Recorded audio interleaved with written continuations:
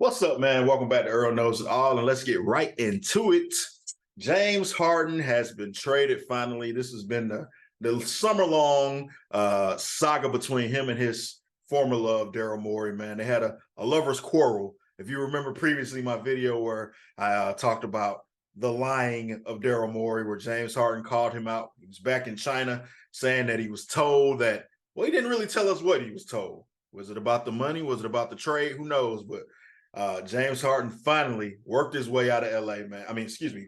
James Harden finally worked his way out of Philly and was traded to the Los Angeles Clippers while we all slept overnight. And in this deal, he also took his buddy that has been with him in Houston as well and some other stops to LA with him, PJ Tucker. PJ Tucker is also on the move. And what they got back. Now, this is Daryl Morey supposed to be the trade genius. You guys tell me what you think in the comments. If what they got back for James Harden was enough, they get Nicholas Batum. Okay, Nicholas Batum of Portland Trailblazer and Charlotte Hornets fame.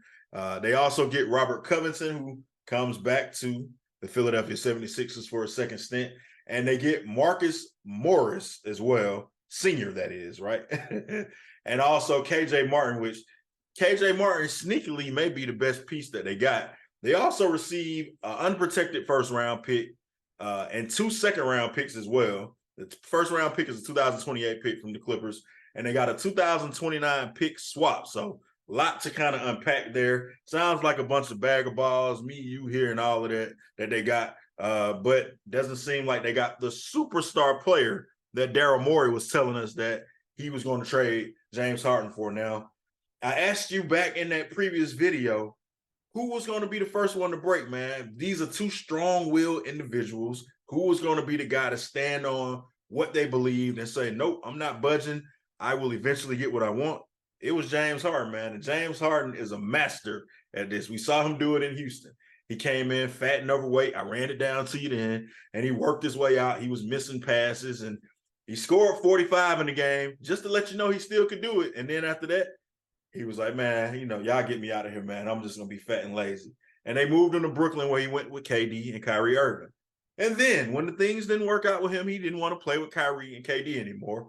We saw him put up 4 points in the game in Sacramento and just lollygag his way around until he said, hey, I want to go over there with Philly and my guy Daryl Morey, man. That's really where I wanted to go to start. And they had to send him to Philly. So very, very interesting that Daryl Morey, a guy who probably thought he wouldn't see this happen to him, had it happen to him by James Harden as well, man. Harden started in the summer calling him a liar and said, yeah, I don't have a problem with getting uncomfortable, man. And he didn't. He showed up to training camp out in Denver or Colorado, whatever part of Colorado they were in. And, practiced for a day. The team went back home, and then he went away for 10 days, man. Didn't play any preseason games. Now, what we were told by Philly was that this was a excused absence, and he tried to come back when the season started, but they denied him access to the team playing. So they told him, stay in Philly, ramp up. Once we finish these first couple games, we'll get back to you, buddy, and we'll let you play then. Well, he never got to suit up again for Philly, and he told us standing outside at a park in Houston that he was never going to play for a Daryl Morey-led team again. He did not lie. This came to fruition. I've never seen a guy in the NBA history get everything he wants. Now, let this be a lesson to NBA players, I guess, man, because you see the way Damian Lillard did it. He was quiet. He quietly maybe asked for a trade, maybe didn't. I don't know. That's up in the air, I guess. But said, hey, if you got to move me, I want to go to Miami. I'm respectful. I've been a good soldier here for 10 years. I have never said anything bad about the organization. I'm playing it cool. And they ship him to Milwaukee. Now, Milwaukee's a good team and, championship contender, maybe the odds-on favorite to be the champs now, but the guy wanted to go to Miami, man.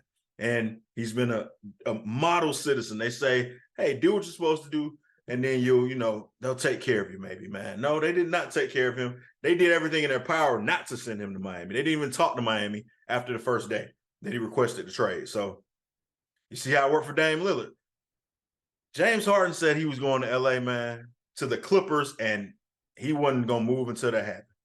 Like I said, we've seen him do it 3 times. So it looks like we're rewarding, I don't want to call it bad behavior, but we reward the behavior that James Harden has exemplified here over the last 4 years, man. Every time he said that he wants to get something, he's acted in an unprofessional manner, maybe. Even though Philly and everyone in Philly said he was professional throughout this time. But yeah, it seems like we're rewarding the not so savory behavior, man. Now, I want to get into what this trade means for each team, and we'll start with the LA Clippers. The Clippers are a team that we really can't judge because they're a team in theory almost, man. Like Kawhi Leonard, we saw him in the first playoff game last year go crazy. His second game, he put up another big game, and woof, he was gone after that. He was hurt, which Kawhi, unfortunately, has been hurt his entire Clippers career. Paul George, he's been balling the first couple games of the season, had a great season when he plays with the Clippers. He's been great. But it's when he plays, though. And now you add unreliable James Harden to that, and you already had Russ, who Russ actually, I was happy for Russ last year when he went to the Clippers, got picked up by them, because he kind of revitalized what a lot of people, the media kind of portrays him in a certain way, but he kind of revitalized what his image was as a player. They tried to say Russ couldn't play anymore, man. He's one of the greatest players of all time. You know, when he gets triple doubles, he's hunting for a triple double. But when Jokic and when Luka Doncic do it, you know, they're the greatest thing since sliced bread. So, hey, man, I wonder what the difference is there. Anywho, yeah, so having Russ on that team, having James Harden on that team, having Paul George, and having Kawhi Leonard, you would think, I think at one time, maybe, what was it, 2016 or 2017, those guys were like 1, 2, 3 in MVP voting. And then Paul George, of course, talks about his MVP season that he didn't win the MVP. So I don't know how his MVP season, but, you know, the year he finished third in MVP voting, I think it was. So you have guys that are top players in the league, at least at one point, and their stature is that anyway. And now they're all together. How is this going to work out for them? The Clippers very well could win the championship. I'll say that first. I don't think they will, because I don't believe the Clippers will be healthy when they need to be. And the person I look at mainly with that is Kawhi Leonard. I think Kawhi, when healthy, is top 2 or 3 player in the league, in my opinion. I've seen him do it in Toronto. We saw him do it in San Antonio. And even last year, like I said, in the playoffs with the Clippers, he looked phenomenal in those first 2 games against the Suns, and then had the knee injury and was done. So I've seen this for 4 years. I cannot put myself out there and say, hey, look, I believe the Clippers are going to win. And when you look at what James Harden's playoff history has been, them adding James Harden doesn't do anything for me in this manner. Like, I don't think that makes them that much better. I think they'll be a good regular season team. I think it'll help them there. But this is a team that is championship or bust. Steve Ballmer, the billionaire, has spent billions and billions of dollars on this team. He's way over the luxury tax. They don't care anything about that.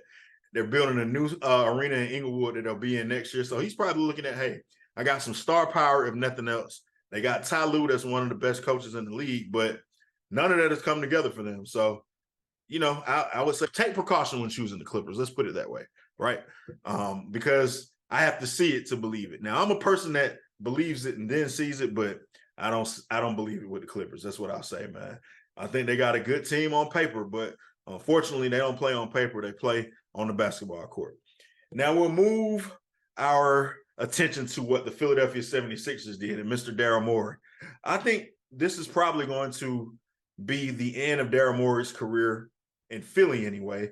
I'm sure he'll get another chance, because that's usually what happens with these guys in the front office. But this probably, the trade that they made to get James Harden was probably the beginning of the end for him. I don't even know why Philly went and got him. They were having a decent season already. Tyrese Maxey seemed to be coming along when they picked him up, and he continues to progress. I like Tyrese Maxey a lot. I think he could be an all-star player this year. He's probably going to be a guy to get some max contract next year. But you get James Harden and you make this decree that you're going to get a superstar player in return for him, or you're not going to trade him, and then you get Marcus Morris, Nicholas Batum, Robert Covington, and KJ Martin. And you get some draft picks, yeah. So they're saying that they can use these draft picks to go and get a superstar player. Well, let's just kind of take a look here. Who is the superstar player that is available that we think the 76ers will be going to get? Are we calling Zach LaVine a superstar? Like, Zach LaVine isn't a superstar to me. He's a very good player.